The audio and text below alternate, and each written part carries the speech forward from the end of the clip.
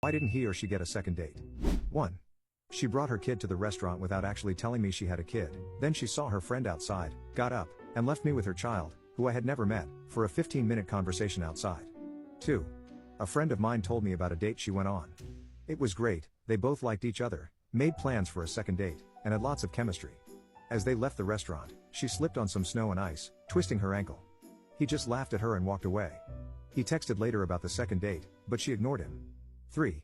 After going out of town for the weekend, I dropped her off at her friend's house, which was an hour away from where I lived at the time.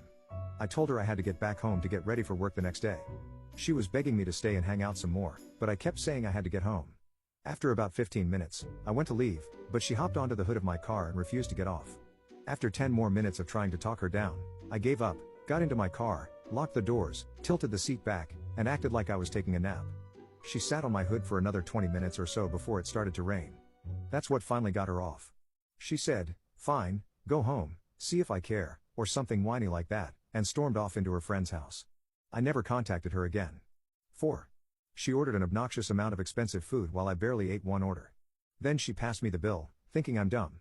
I flagged the waiter and asked them to rewrite the order as separate bills. Paid for mine and left her there. 5.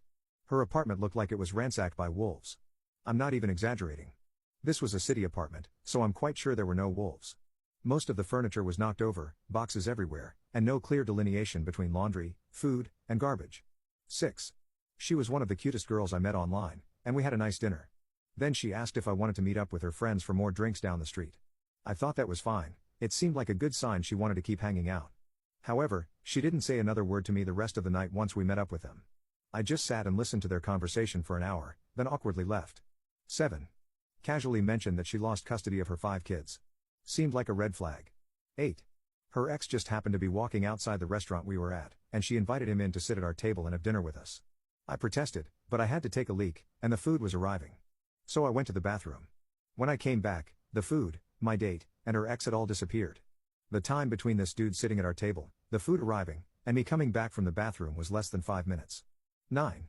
Went on a date who was about 100 pounds heavier than her picture looked.